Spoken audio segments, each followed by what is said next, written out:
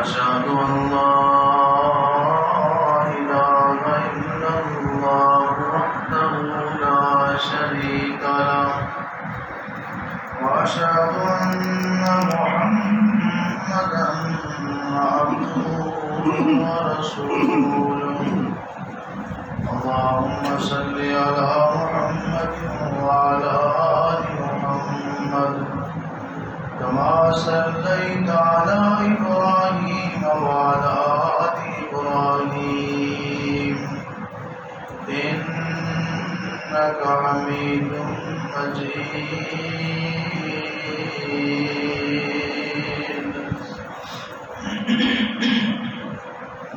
اللهم بارك على محمد وعلى آل محمد كما باركت على إبراهيم وعلى آل إبراهيم إنك حميد مجيد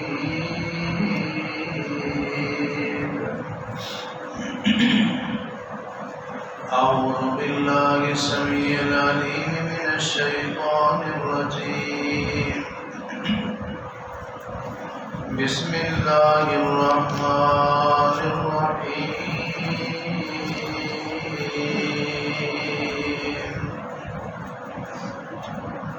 وسارعوا إلى مغفرة من ربكم وجنة عرضها السماوات والأرض أعدت للمتقين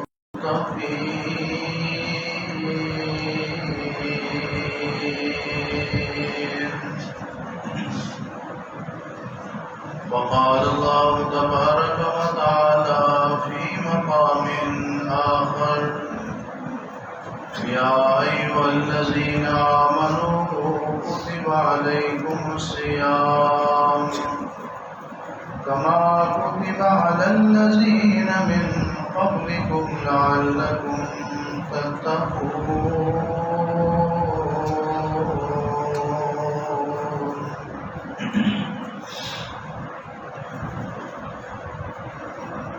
ہر قسم کی حمد و ثنا کبریائی بڑائی عظمت جلالت اللہ وحدہ لا شریک کی ذات گرامی کے لیے خاص ان گنت لا تعداد بے شمار بے انتہا بے حد اور بے حساب درود و سلام و صلاۃ و سلام امام کائنات سرور کائنات رحمت کائنات امام الانبیاء سید الانبیاء خاتم الانبیاء امام اعظم جناب محمد رسول اللہ صلی اللہ علیہ وآلہ وصحبہ وسلم کی ذات گرامی پر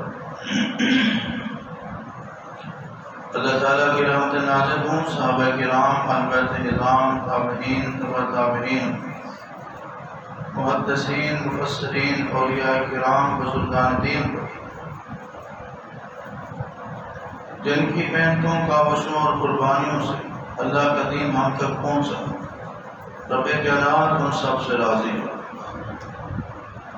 واجب الاحترام معزز سامعین کرام آج کے خطبہ جمعہ کا موضوع یہ ہے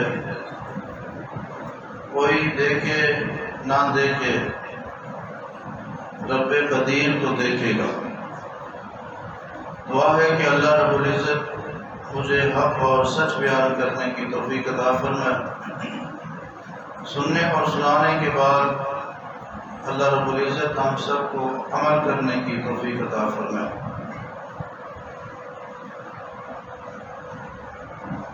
بڑے خوش قسمت اور خوش نصیب ہیں وہ لوگ جنہیں اللہ رب العزت نے ماہ رمضان نصیب کیا ہے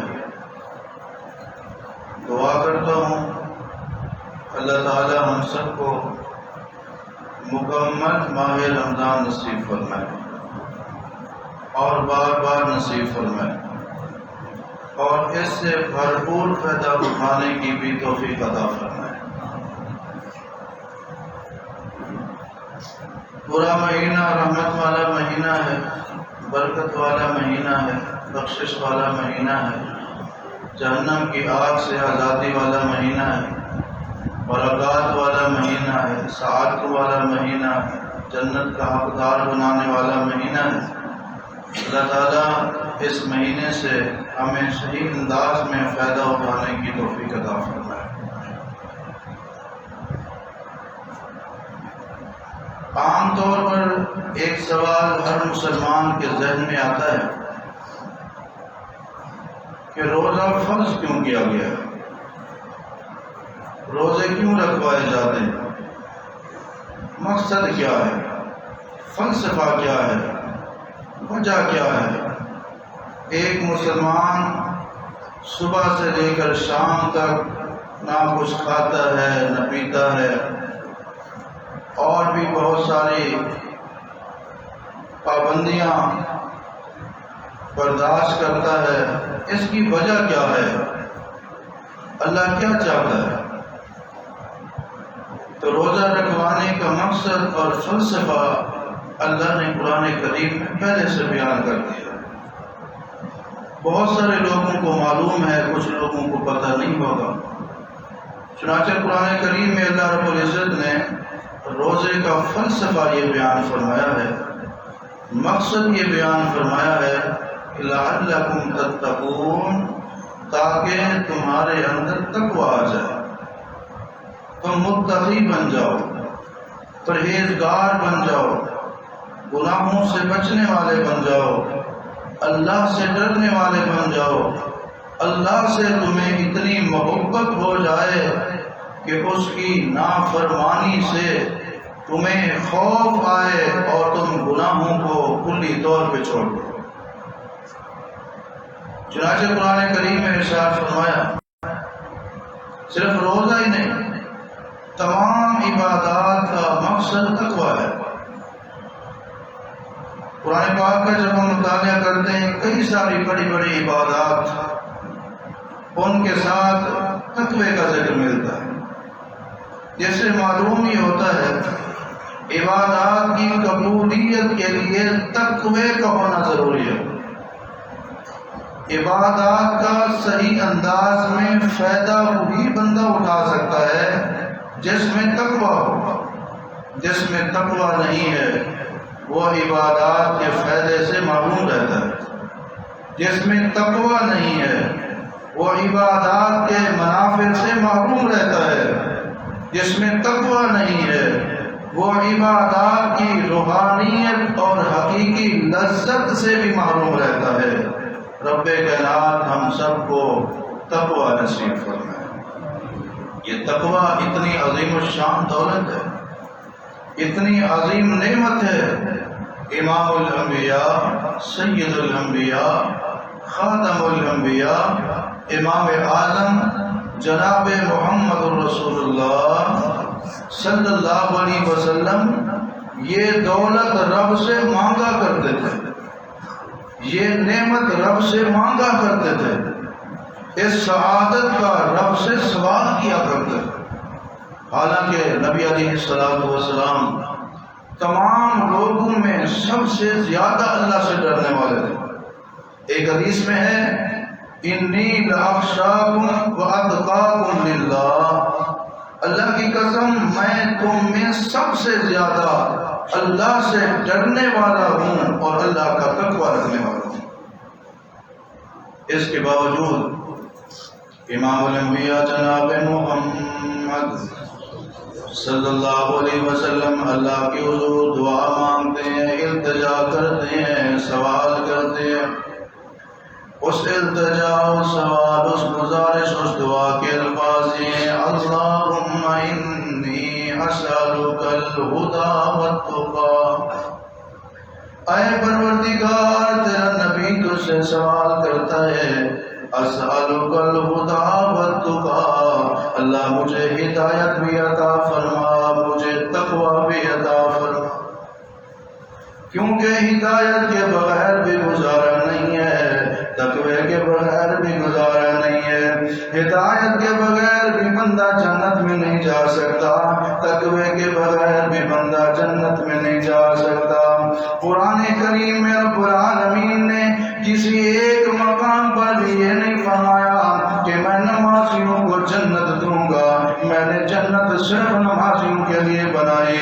میں نے جنت صرف روزے داروں کے لیے بنائی ہے، میں نے جنت کو داڑھی رکھنے والوں کے لیے بنایا ہے، میں نے جنت کو حج عمرہ کرنے والوں کے لیے بنایا ہے، میں نے جنت کو ماں باپ کی خدمت کرنے والوں کے لیے بنایا ہے، میں نے جنت کو سخیوں کے لیے بنایا ہے، میں نے جنت کو دوسروں کا خیال رکھنے والوں کے لیے بنایا ہے، میں نے جنت کو سجدے زیادہ کرنے والوں کے لیے بنایا ہے، میں نے جنت کو نوافل زیادہ پڑھنے والوں کے لیے بنایا ہے، میں نے جنت کو درود زیادہ پڑھنے والوں کے لیے بنایا ہے۔ نہیں قرآن کریم میں رب العالمین نے بتا دیا میں نے اسپیشلی کن لوگوں کے لیے جنت کو بنایا ہے، فرمایا سارعوا الی مغفرۃ من ربکم وجنۃ عرضها، سابقوا الی مغفرۃ من ربکم وجنۃ عرضها، آگے فرمایا اعدت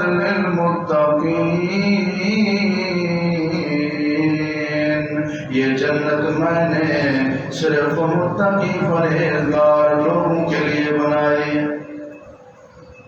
تقوی کا ہونا ضروری ہے، نماز ہے تو تقوی ضروری ہے، روزہ ہے تو تقوی ضروری ہے، قربانی ہے تو تقوی ضروری ہے، حج عمرہ ہے تو تقوی ضروری ہے، درود ہے تو تقوی ضروری ہے، استغفار ہے تو تقوی ضروری ہے، نیک اعمال ہے تو تقوی ضروری ہے۔ قرآن کریم میں مختلف مقامات پر رب العالمین نے تقوی کا اس انداز میں بیان فرمایا، کہیں حج کا بیان کیا، حج کا ذکر کیا، حج کے احکامات نازل فرمائے، ساتھ فرما دیا وَتَزَوَّدُوا فَإِنَّ خَيْرَ الزَّادِ التَّقْوَىٰ، حج پہ جانے والے حاجیوں خیال کرنا سب سے بہترین جو زاد راہ ہے وہ تقویٰ ہے۔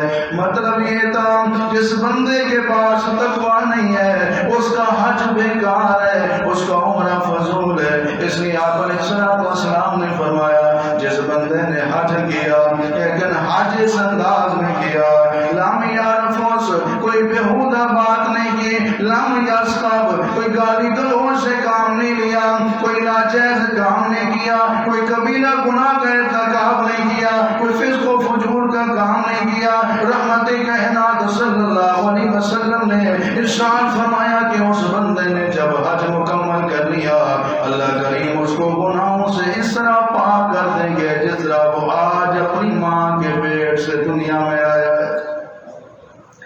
جس حج میں تقویٰ ہو وہ تقویٰ کی وجہ سے وہ حج گناہوں کی معافی کا ذریعہ بن جاتا ہے، اس قربانی میں تقویٰ وہ قربانی رب کی رضا کا ذریعہ بن جاتی ہے۔ قربانی کا ذکر آیا، قربانی کے احکام و مسائل بیان فرمائے، جانور کس طرح کے ہونے چاہیے، قربان کس طرح کرنا ہے، مقصد کیا ہونا چاہیے، فرمایا لَن يَنَالَ اللَّهَ لُحُومُهَا وَلَا دِمَاؤُهَا وَلَٰكِن يَنَالُهُ التَّقْوَىٰ، فرمایا تمہاری قربانی کے گوشت بھی اللہ کے یہاں نہیں پہنچتے، قربانی کے جانوروں کا بہایا ہوا خون بھی اللہ کے یہاں نہیں پہنچتا، اللہ کے یہاں اگر کوئی چیز دیکھی جاتی ہے یا پہنچتی ہے وہ تمہارے دلوں کے اندر تقویٰ ہے۔ جس قربانی میں تقویٰ نہیں وہ قربانی بیکار ہے۔ قرآن کریم میں رب العالمین نے سیدنا آدم علیہ السلام کے دو بیٹوں کا ذکر فرمایا، حابیل اور قابیل کا، فرمایا اذ قربا قربانا، ان دونوں نے قربانی کی، فتقبل من احدہما ولم یتقبل من الآخر، ایک کی قربانی رب کے یہاں قبول ہو گئی، دوسرے کی قربانی اللہ نے قبول نہیں کی، جس کی قربانی قبول نہیں ہوئی وہ غصے میں آ گیا، جس کی قربانی قبول ہو گئی اس نے کہا بھئی مجھ سے غصہ کیوں کرتے ہو، انما یتقبل اللہ من المتقین، قربانی قبول کرنے والا تو اللہ ہے، ہاں اللہ قربانی ان کی قبول کرتا ہے جو متقی پرہیزگار ہوتے ہیں۔ جس قربانی میں تقویٰ نہیں ہے وہ قربانی بھی بیکار ہے، جس حج میں تقویٰ نہیں ہے وہ حج بھی بیکار ہے، جس عمرے میں تقویٰ نہیں ہے وہ عمرہ بھی بیکار ہے، جس روزے میں تقویٰ نہیں ہے اس روزے کا بھی کوئی فائدہ نہیں ہے۔ یا ایھا الذین آمنوا کتب علیکم الصیام کما کتب علی والذین من قبلکم لعلکم تتقون۔ ایمان والو تمہارے اوپر روزے فرض کر دیے گئے ہیں، تم سے پہلے لوگوں کے اوپر بھی یہ روزے فرض تھے۔ مقصد کیا ہے؟ لعلکم تتقون، تم روزہ رکھ کے متقی بن جاؤ، اللہ سے ڈرنے والے بن جاؤ، پرہیزگار بن جاؤ، رب سے محبت کرنے والے بن جاؤ، گناہوں سے بچنے والے بن جاؤ۔ یعنی روزے کا تب فائدہ ہے جب تقویٰ ہوگا۔ اللہ کے پاک پیغمبر علیہ السلام نے فرمایا رب صائم لیس لہ فی صیامہ الا الجوع الا الظمأ۔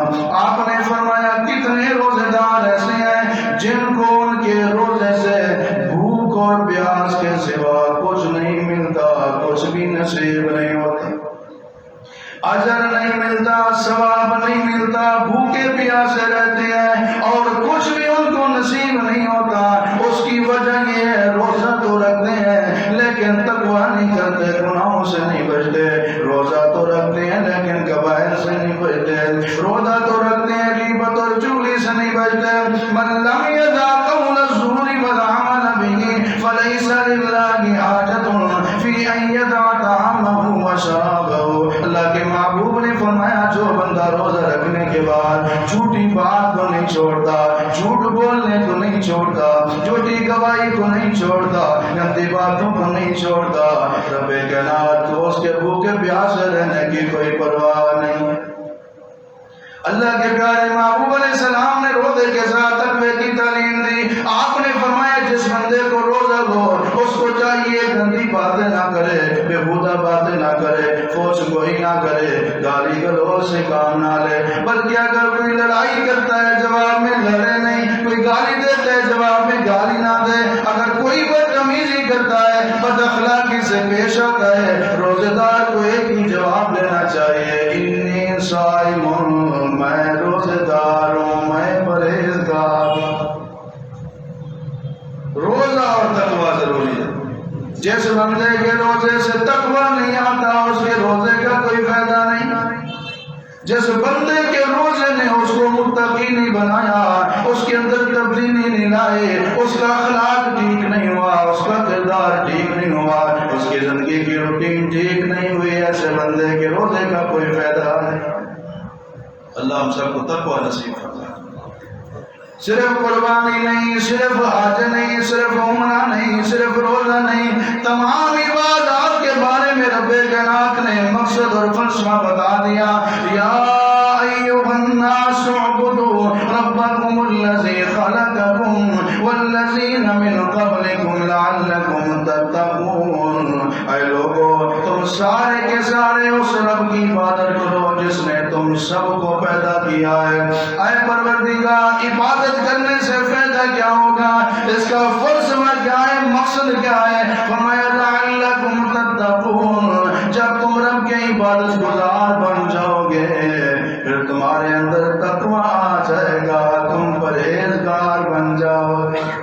اور وَعِدَّةٌ لِّلْمُتَّقِينَ، رب العالمین نے جو جنت بنائی ہے وہ بھی پرہیزگار لوگوں کے لیے بنائی ہے۔ لہٰذا میرے بھائیوں عبادات کے ساتھ ساتھ تقویٰ اختیار کرنا ضروری ہے۔ اس کی مثال یوں سمجھیے، ایک بندہ علاج تو کراتا ہے لیکن پرہیز بالکل نہیں کرتا، علاج کا کوئی فائدہ نہیں۔ بندہ نمازی ہے، بندہ روزے بندہ سخی ہے، بندہ حاجی ہے، بندہ قاری ہے، نیکوکار ہے، بڑا دین کی باتیں کرنے والا ہے لیکن وہ پرہیزگار نہیں ہے، شرک سے نہیں بچتا، بدعات سے نہیں بچتا، خرافات سے نہیں بچتا، کبیرہ گناہوں سے نہیں بچتا، حق تلفی سے نہیں بچتا، غیبت سے، زبان کی بے روی سے نہیں بچتا، کسی کا مال کھاتا ہے، کسی کو دکھ پہنچاتا ہے، کسی کو تکلیف دیتا ہے۔ اب یہ عبادات تو کر رہا ہے علاج کی طرح کہ گناہوں سے نہ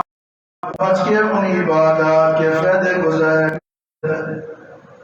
ڈاکٹر ایک ہی کاغذ کے اوپر میڈیسن تجویز کرتا ہے، یہ دوائی لینی ہے، ساتھ لکھ دیتا ہے کہ یہ پرہیز کرنا ہے اور کہتے ہیں بھئی اگر پرہیز کرو گے تو دوائی کا فائدہ ہے، اگر پرہیز نہیں کرو گے تو فائدہ نہیں ہوگا۔ یہی مثال ہے، اگر نماز پڑھتا ہے، پرہیز نہیں کرتا، روزہ رکھتا ہے، عبادات تو عبادات ہی کرتا جا رہا ہے، لیکن حقوق اللہ کو بات کی ادائیگی میں خیال نہیں کرتا، اس بندے کی عبادات کا کوئی فائدہ نہیں۔ یہ کوئی سخت بات نہیں ہے بلکہ فکر انگیز بات ہے۔ امام الانبیاء جناب محمد رسول اللہ صلی اللہ علیہ وسلم نے ارشاد فرمایا، آپ نے فرمایا میرے ساتھیو اتدرون ما المفلس، کیا تم جانتے ہو مفلس کون ہوتا ہے؟ مفلس ترین شخص کس کو کہتے ہیں؟ صحابہ نے جواب دیا المفلس فینا من لا درہم لہ ولا متاع، ہم تو مفلس اسے کہتے ہیں جس کے پاس درہم و دینار مال و متاع دنیا کا سامان نہ ہو، ہم اسے مفلس کہتے ہیں۔ آپ علیہ السلام نے فرمایا ٹھیک ہے، لیکن ان المفلس من امتی، میری امت کا مفلس ترین شخص وہ ہے یاتی یوم القیامت بصلاۃ وصیام وزکات، جو قیامت کے دن آئے گا میدان محشر میں، اس کے بعد نمازیں بھی ہوں گی، روزے بھی ہوں گے، زکاتیں بھی ہوں گے، شفاعتیں ہوں گی، صدقات و خیرات ہوں گے، لیکن اس کے ساتھ ساتھ یاتی قد شتم ھذا وسفک دم ھذا واکل مال ھذا وضرب ھذا فیؤتی ھذا من حسناته وھذا من حسناته۔ آپ علیہ السلام نے فرمایا عبادتوں کے ساتھ ساتھ اس انداز میں آئے گا، اس نے کسی کا مال کھایا ہوگا، کسی کو گالی دی ہوگی، کسی کو مارا ہوگا، کسی کا خون بہایا ہوگا، کسی کے اوپر الزام اور تہمت لگائی ہوگی۔ فیؤتی ھذا من حسناته وھذا من حسناته، اس کی کچھ نیکیاں ایک مظلوم کو دے دی جائیں گی، کچھ نیکیاں دوسرے مظلوم کو دے دی جائیں گی، یہاں تک کہ نمازیں، روزے، سخاوتیں، زکات اور صدقات مظلوم لے جائیں گے، کھاتے میں کوئی نیکی باقی نہیں۔ فَإِنْ فَنِيَتْ حَسَنَاتُهُ قَبْلَ أَنْ يُقْضَىٰ مَا عَلَيْهِ، اب نیکیاں تو ختم ہو گئی ہیں، وہ جرائم کے بدلے میں، وہ بے رحمی کا جو شکار ہو گیا تھا ان گناہوں کے بدلے میں، حق تلفیوں کے بدلے میں، دل دکھانے کے بدلے میں، حق کھانے کے بدلے میں نیکیاں ختم ہو گئی۔ اب پروردگار اس کا فیصلہ یوں فرمائے گا فَإِنْ فَنِيَتْ حَسَنَاتُهُ قَبْلَ أَنْ يُقْضَىٰ مَا عَلَيْهِ أُخِذَ مِنْ خَطَايَاهُمْ فَطُرِحَتْ عَلَيْهِ، مظلوموں کے گناہوں کو لیا جائے گا اور اس نیک کے کھاتے میں ڈالا جائے گا، ثُمَّ طُرِحَ فِي النَّارِ، آپ نے فرمایا پھر اس کو گھسیٹ کر جہنم کی آگ میں پھینک دیا جائے گا۔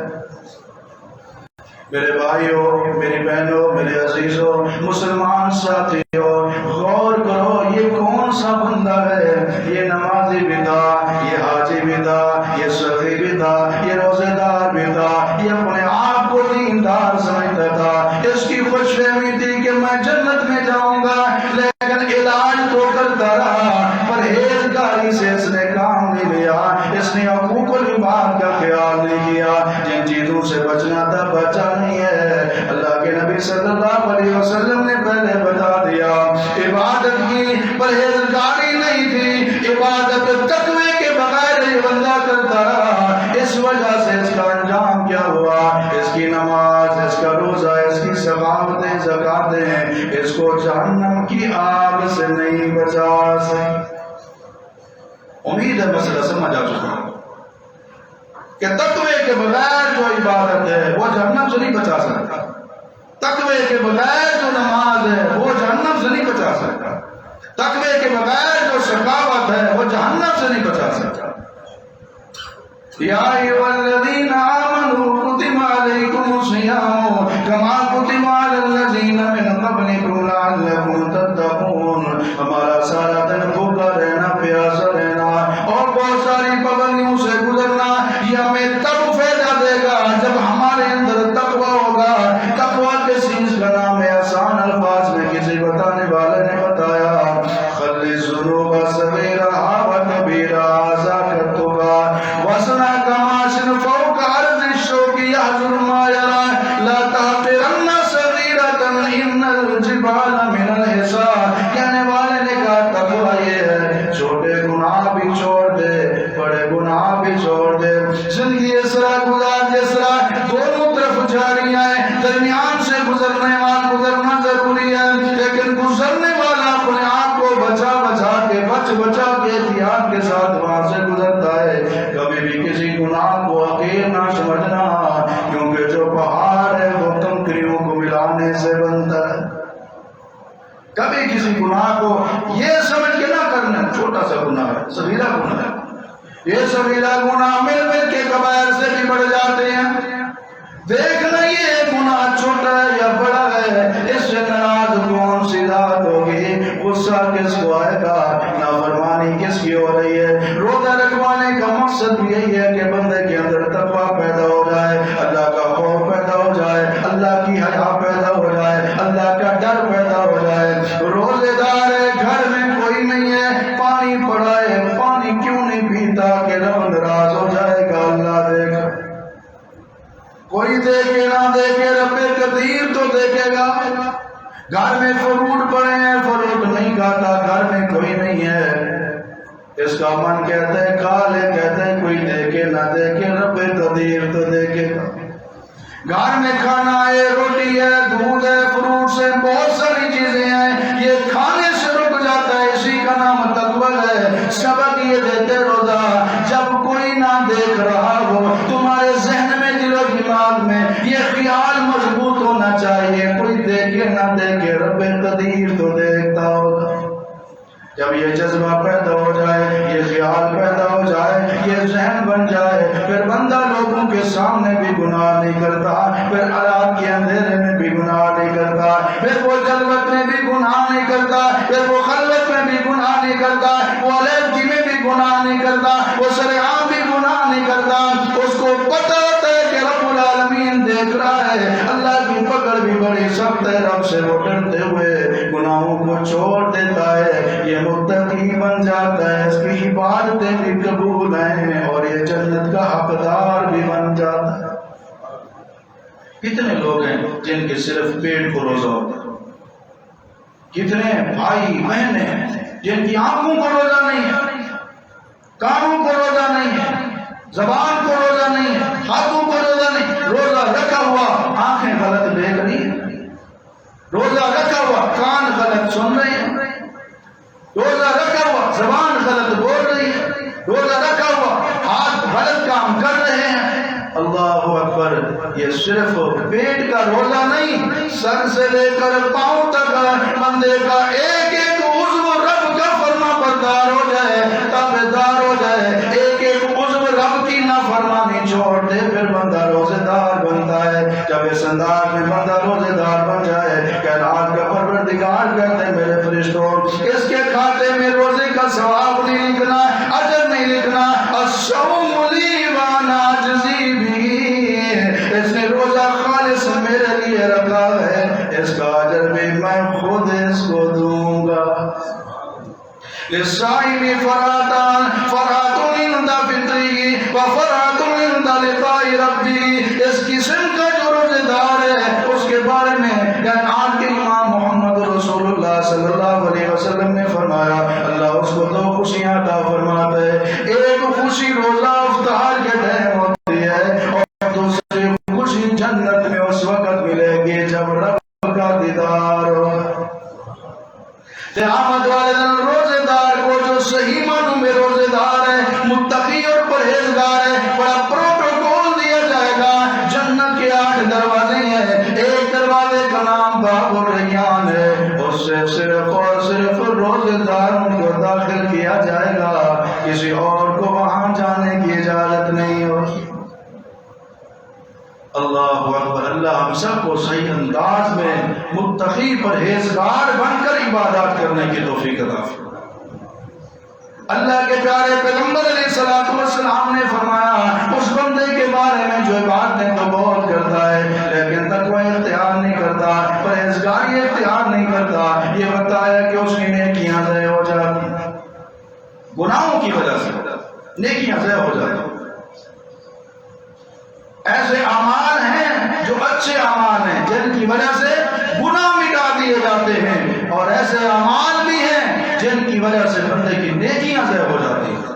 اللہ ہمیں ایسے اعمال کی توفیق دے جو ہماری گناہوں کی معافی کا ذریعہ بن جائیں، اور ان اعمال سے رب کائنات ہم سب کو بچنے کی توفیق عطا فرمائے جو ہماری نیکیوں کی بربادی کا ذریعہ بن جائے. جب تقویٰ آ جاتا ہے پھر بندہ رب کی نافرمانی نہیں کرتا، کسی کا حق نہیں کھاتا، وہ امانت میں خیانت نہیں کرتا، وہ جھوٹ نہیں بولتا، وہ تنہائی میں بھی بدکاریاں نہیں کرتا، بے حیائیوں کے کام نہیں کرتا، کیونکہ اس کے ذہن میں یہ بات ہوتی ہے کہ اللہ دیکھ رہا ہے۔ سیدنا عبداللہ بن عمر رضی اللہ تعالیٰ عنہ جا رہے ہیں، راستے میں ان کے دوست بھی ہیں اور وہاں وہ کھانے کا انتظام کرتے ہیں۔ کھانا تیار ہو گیا، دیکھتے ہیں بکریوں کو چرانے والا ایک چرواہا ہے، کہتے ہیں کیوں نہ دوستوں کے ساتھ اس چرواہے کو بھی کھانے کی دعوت دے دیتے ہیں، اس کو بھی دسترخوان کے اوپر بلا لیتے ہیں۔ حضرت عبداللہ بن عمر رضی اللہ تعالیٰ عنہ اس چرواہے کے پاس گئے، گرمیوں کے دن ہیں، اور کہنے لگے بھائی ہم نے کھانا تیار کیا ہے، آپ کو دعوت دے رہی ہیں، آپ بھی آئیں ہمارے دسترخوان پہ کھانا کھائیں، ہمیں خوشی ہوگی۔ بکریوں کو چرانے والا چرواہا کہتے ہیں بھائی اللہ آپ کو برکت عطا فرمائے، میں روزے کے ساتھ۔ اللہ اکبر، یہ ہے اللہ والے، یہ متقی، روزہ بھی رکھا ہوا ہے، بکریاں بھی چرا رہے ہیں، حالانکہ بکریاں چرانا بہت ہی مشکل کام ہے، بکری کبھی ادھر بھاگتی ہے کبھی ادھر بھاگتی ہے، بکریاں چرانے والے کو بڑی بھاگ دوڑ کرنی پڑتی ہے، لیکن جن کا تعلق پروردگار کے ساتھ ہو، جن کے دلوں میں تقویٰ اور پرہیزگاری ہو، وہ کام کی وجہ سے، وہ مزدوری کی وجہ سے، وہ محنت کی وجہ سے، وہ ملازمت کی وجہ سے روزہ نہیں چھوڑتے، لیکن اس نے تو کمال کر دیا، ماہ رمضان نہیں ہے، نفلی روزہ بھی رکھا ہوا ہے اور بکریوں کو بھی چرا رہا ہے۔ اللہ ہمیں اس طرح کی دین کے ساتھ، روزے کے ساتھ محبت نصیب۔ حضرت عبداللہ بن عمر حیران ہوئے، اس چلچلاتی دھوپ میں اس چرواہے نے روزہ رکھا ہوا ہے، کہتے ہیں چلو اس کا امتحان لے لیتا ہوں۔ اسے کہتے ہیں بھائی تیرے پاس بہت ساری بکریاں ہیں، ان بکریوں میں سے ایک بکری مجھے دے دو۔ وہ کہنے لگا نہیں، میں ان بکریوں کا مالک نہیں ہوں، ان بکریوں کا مالک کوئی اور ہے۔ عبداللہ بن عمر رضی اللہ تعالیٰ عنہ کہتے ہیں بھئی پیسے لے لو، پیسے بھی جتنے مانگتے ہو آپ کو دے دیتے ہیں، عام ریٹ سے زیادہ دیتے ہیں، لیکن مالک کے سامنے بہانہ کر دینا، میں بکریاں چرا رہا تھا، بھیڑیا آیا اور ایک بکری اٹھا کے لے گیا، مالک مطمئن ہو جائے گا، تمہاری جیب میں درہم و دینار آ جائیں گے۔ اس چرواہے نے کہا اے اجنبی مجھے معلوم نہیں تو کون ہے، کہاں سے آیا ہے، تیری بات مجھے بالکل اچھی نہیں لگی، بکریوں کے مالک کے سامنے تو بہانہ لگا دوں گا۔ این اللہ، یہ بتا رب کو کیا جواب؟ یہ تصور ہو پھر روزے کا فائدہ، اور روزہ رکھوانے کا مقصد بھی یہی ہے، جس طرح چرواہے نے کہا مالک تو نہیں دیکھے گا، رب قدیر تو دیکھے گا، رب کو کیا جواب دوں گا، یہ تصور ہو جائے، دل و دماغ میں پیوست ہو جائے، یہ مزاج بن جائے، یہ ذہن بن جائے، پھر بندہ جلوت میں بھی گناہ نہیں کرتا، خلوت میں بھی گناہ نہیں کرتا، رات کے اندھیرے میں بھی گناہ نہیں کرتا، صبح کے سویرے میں بھی گناہ نہیں کرتا، لوگوں کے سامنے بھی گناہ نہیں کرتا، چھپ چھپ کے بھی گناہ نہیں کرتا، کیونکہ یہ بندہ متقی بن چکا ہوتا ہے۔ وَعِدَّتْ لِلْمُتَّقِينَ، اللہ نے جنت بھی اس طرح کے متقی لوگوں کے لیے بنائی۔ امیر المومنین سیدنا عمر بن خطاب رضی اللہ تعالیٰ عنہ کے دور خلافت کا واقعہ ہے، آپ رضی اللہ تعالیٰ عنہ لوگوں کے حالات، ان کی ضروریات، ان کے معاملات سے واقفیت حاصل کرنے کے لیے رات کو گلیوں کا، بازاروں کا، محلوں کا گشت کیا کرتے تھے، تاکہ لوگوں کے مسائل سے مجھے واقفیت ہو اور میں ان کے مسائل کو حل کروں۔ ایک گھر کے اوپر اور صبح اپنے کو بلایا اور کہا جاؤ اس بچی کا رشتہ میں اپنے بیٹے کے لیے پسند کرتا ہوں، اگر وہ قبول کریں تو رشتہ دے دیں۔ رشتے کی بات ہو گئی، عمر رضی اللہ تعالیٰ عنہ بیٹے کے گھر میں حضرت عمر کی بہو بن گئی، اللہ نے برکت فرمائی ان کی نسل میں، اللہ نے عمر رحمۃ اللہ علیہ جیسا ایک جوان پیدا فرمایا۔ دو باتیں معلوم ہوئی، تنہائی میں بھی متقی بندہ جب وقت کا حاکم نہیں دیکھ رہا، اس کا جو مالک ہے وہ نہیں دیکھ رہا، وہ کہا کہ رب سے، مالک الملک ذوالجلال والاکرام سے ڈرتا ہے، اور دوسری بات یہ ہے کہ تقوی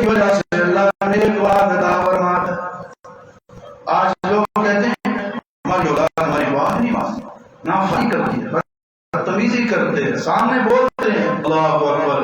کبھی آپ نے سوچا آپ نے ان کے لیے کھانے پینے کا انتظام کیا ہے؟ جو آپ کی ذمہ داری ہے آپ ان کو حلال کھلا رہے ہیں یا حرام کھلا رہے ہیں؟ آپ تقوی کے ساتھ ان کے لیے کما رہے ہیں یا تقوی کے بغیر کما رہے ہیں؟ صاف ظاہر ہے جو تقوی کے بغیر کمائی ہے، آمدن ہے، اس میں برکت نہیں ہوتی.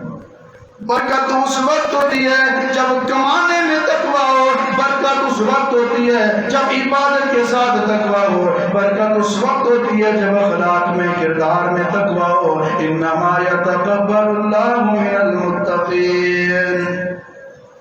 تقوی، جب تقوی ہو بندہ کسی کے سامنے بھی گناہ کرتے ہوئے شرماتا ہے، اور جب کوئی نہیں دیکھ رہا ہوتا پھر بھی وہ گناہ کرتے ہوئے شرماتا ہے. بہت بڑے محدث عبداللہ بن مبارک رحمۃ اللہ علیہ، جو امام بخاری رحمۃ اللہ علیہ کے استادوں میں سے، ان کے باپ کا نام مبارک ہے. ایک بہت بڑے جاگیردار امیر آدمی جو باغات کا مالک تھا، اس کے باغ میں جا کے مالی کی نوکری کرتے. 10 سال کا عرصہ گزر گیا. ایک دن وہ باغ کا مالک آتا ہے اور آ کر اس مالی مالک کو کہتا ہے جو ایسے کرو، میٹھا میٹھا انار لے کر آؤ، میرے ساتھ میرے دوست آئے ہوئے، مہمان آئے ہوئے ہیں. وہ گئے، انار لے کر آئے، انار کو کھولا گیا، توڑا گیا، انار کھٹا نکلا. مالک کے باغ کے مالک نے کہا جو اور انار لے کر آؤ، اور انار لے کر آئے چن چن کے، بڑی جو سجو کے ساتھ، محنت کے ساتھ، لیکن انار وہ بھی کھٹا نکلا. کہا پھر انار لے کر آؤ. تیسری بار انار لے کر آئے، کھولا گیا، توڑا گیا، لیکن انار اندر سے کھٹا نکلا. باغ کا مالک کہنے لگا تم کس طرح کے مالی ہو؟ 10 سال ہو گئی ہیں اس باغ کی نگرانی کرتے ہوئے، رکھوالی کرتے ہوئے، باغبانی کرتے ہوئے، حفاظت کرتے ہوئے، راکھی کرتے ہوئے، تمہیں اتنا بھی پتہ نہیں کون سا انار میٹھا ہوتا ہے، کون سا انار کھٹا ہوتا ہے. ابھی تک 10 سال میں تمہیں پہچان نہیں ہوئے. عبداللہ بن مبارک رحمت اللہ علیہ کے والد مبارک رحمت اللہ علیہ جو اس باغ کے والی تھے، وہ مالی کہنے لگے اے میرے باغ کے مالک، اے صاحب 10 سال ہو گئے میں نے اس باغ کی راکھی کی ہے، میں نے کبھی چاکی نہیں کی. جب چاکی کی نہیں مجھے کیا پتا میٹھا انار کون سا ہے، کھٹا انار کون سا. یہ ہے تقویٰ.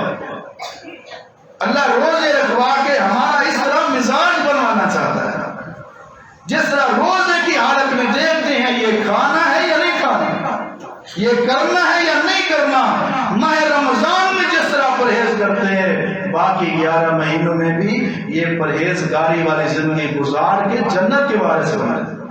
ساریعوا الی مغفرۃ من ربکم، جلدی کرو بخشش کی طرف، جنت کی طرف. سابقوا الی مغفرۃ من ربکم وجنۃ، جلدی کرو، بھاگو، دوڑو، ریس لگاؤ جنت کو حاصل کرنے کے لیے. اعدت للمتقین،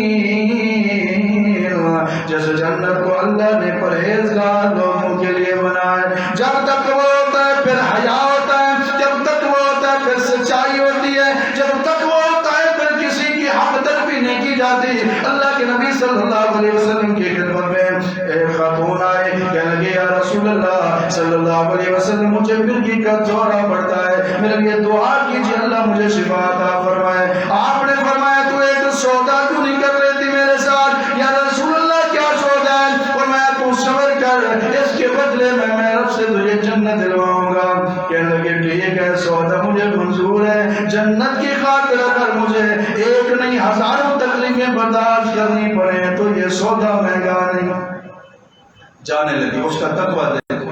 واپس آ گئی یا رسول اللہ ٹھیک ہے یہ دعا نہ کیجئے کہ مرگی سے شفا ہو جائے، صرف میرے لیے ایک دعا کیجئے جب مرگی کا مجھے دورہ پڑتا ہے میں بے پردہ جاتی ہوں، دعا کریں اللہ میرے پردے کو سلامت. اللہ کے نبی صلی اللہ علیہ وسلم نے دعا کی. حضرت عبداللہ بن عباس فرماتے ہیں اس کے بعد کئی مرتبہ ایسے ہوا سرے بازار جاتے ہوئے راستے میں اس خاتون کو مرگی کا دورہ پڑتا تھا، زمین پہ گر جاتی تھی، بے ہوش ہو جاتے تھے، لیکن اس خاتون کی بے پردگی نہیں ہوتی. تقویٰ تھا. حالانکہ بے ہوشی کی حالت میں، بیماری حالت میں بے پردگی ہو جائے، قیامت کا دن پوچھا نہیں جائے گا، بندہ مجبور ہے، معذور ہے۔ لیکن آج کی خاتون، آج کی بہن کو جب پردے کی بات کی جائے، آپ اسلامی پردہ کریں، آپ نامحرم سے اپنے سارے جسم کو چھپائیں، کہتی ابھی کوئی عمر ہے پردہ کرنے کی، ابھی تو میں جوان ہوں، جب میں بوڑھی ہوں گی پھر پردہ کر لوں گی، کیونکہ تقویٰ نہیں ہے، عبادات تو ہے، تقویٰ نہیں ہے۔ وہ خاتون جس کے پاس عبادات کے ساتھ تقویٰ تھا، وہ مجبوری کی حالت میں، بیماری کی حالت میں بھی بے پردگی کو پسند نہیں کرتی۔ امام الانبیاء جناب محمد رسول اللہ صلی اللہ علیہ وسلم کے صحابہ، اللہ کے صحابہ بھی اللہ سے اتنے ڈرنے والے تھے، تقوی اختیار کرنے والے تھے، کیونکہ وہ صحیح انداز میں عبادات بھی کرتے تھے، ساتھ پرہیز بھی کرتے تھے، گناہوں سے بھی بچنے والے تھے۔ اس وجہ سے ان کی نیکیاں ان کو فائدہ دیا کرتی تھی، ان کی نیکیوں کا ان کے مزاج کے اوپر اثر ہوا کرتا تھا۔ حضرت ابو درداء رضی اللہ تعالیٰ عنہ ان کی زندگی کا آخری دن ہے، آخری ایام ہے، اپنے اونٹ دمون کو بلاتے ہیں، جس کا نام انہوں نے دمون رکھا ہوا تھا، اس اونٹ کو بلا کے کہتے ہیں، اے اونٹ دمون، میں نے بڑا عرصہ تیرے ساتھ گزارا ہے، تو نے بڑا عرصہ میرے ساتھ گزارا ہے، کئی سالوں سے تیرا میرا تعلق ہے، اے دمون اگر کبھی میں نے تجھے چارہ کم ڈالا ہو مجھے معاف کر دینا، اے دمون اگر میں نے کبھی تیرے اوپر وزن زیادہ لاتا ہو مجھے معاف کر دینا، اے دمون کبھی میں نے تجھے زیادہ دیر دھوپ میں باندھ دیا ہو ابو درداء کو معاف کر دینا، رب کے سامنے شکایت نہ کرنا، اے دمون کبھی میں نے تجھے دیر سے پانی پلایا ہو ابو درداء کو معاف کر دینا۔ جب تقویٰ ہوتا ہے، اللہ کا ڈر ہوتا ہے، بندہ متقی ہوتا ہے، پھر وہ جانوروں سے بھی معافی مانگتے ہوئے یار محسوس نہیں کرتا۔ آج ہم بڑے بڑے گناہ کرتے ہیں، ہم تلفیاں کرتے ہیں، حقوق کھا جاتے ہیں، دلوں کو توڑ دیتے ہیں، کلیجوں کو پھاڑ دیتے ہیں، پھر بھی مسلمان بھائیوں سے، بہنوں سے، رشتہ داروں سے معافی مانگنے میں ہماری انا رکاوٹ ہو جاتی ہے۔ ہم ان سے معافی مانگنا، ان سے حق تلفی کروانا اپنی انا کا مسئلہ سمجھ لیتے ہیں۔ جن کے دلوں میں اللہ کا خوف تھا، تقویٰ تھا، وہ جانوروں سے بھی معافی مانگتے تھے، کہیں قیامت والے دن یہ رب کے سامنے شکایت کریں اور ہمیں جواب نہ دینا پڑ جائے۔ جب تقویٰ ہو پھر یہ حالت ہو۔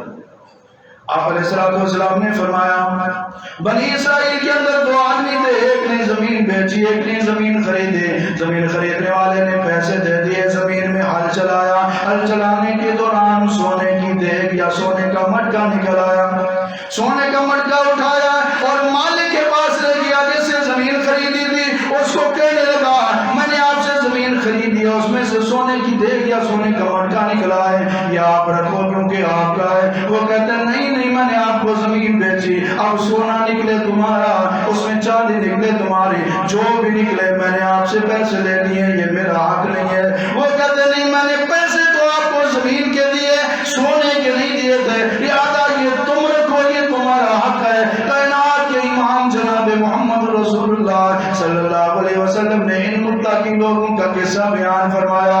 اللہ اکبر، کوئی تھوڑا مال نہیں ہے، سونے کا مٹکا ہے، سونے کی دیگ ہے، وہ کہتے تو رکھ، یہ کہتے تو رکھ، وہ کہتے میں نہیں رکھتا، یہ کہتے میں نہیں رکھتا، وہ کہتے تیرا حق ہے، یہ کہتے تیرا حق ہے۔ وجہ یہ ہے یہ کیوں نہیں رکھنا چاہ رہے کہ یہ متقی پرہیزگار ہیں کہ ہم نے اگر بلا وجہ کسی کا مال رکھ لیا تو قیامت والے دن ہمیں جواب دینا پڑے۔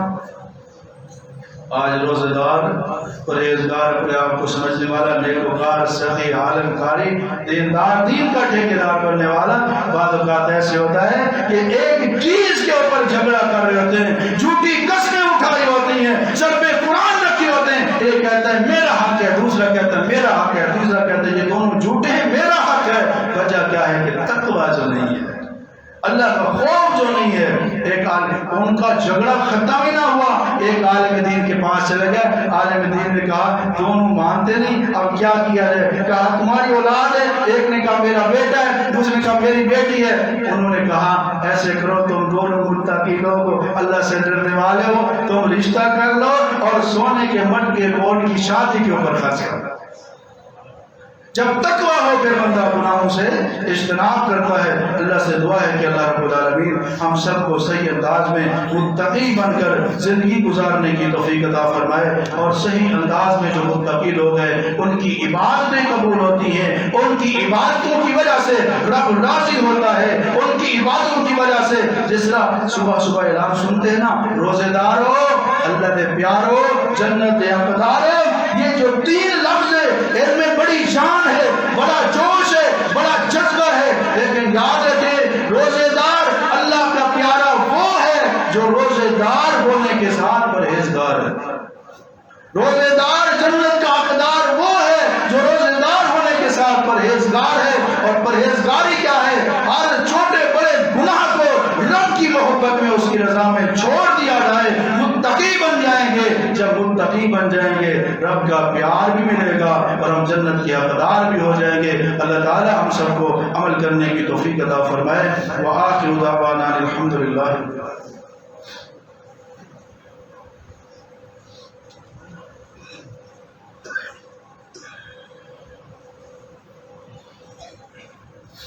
الحمد لله نحمده ونستعينه ونستغفره ونعوذ بالله من شرور انفسنا ومن سيئات اعمالنا، من يهده الله فلا مضل له ومن يضلل فلا هادي له، واشهد ان لا اله الا الله وحده لا شريك له، واشهد ان محمدا عبده ورسوله، اما بعد فان خير الحديث كتاب الله وخير الهدي هدي محمد صلى الله عليه وسلم، وشر الأمور محدثاتها وكل محدثة كل بدعة ضلالة وكل ضلالة في النار۔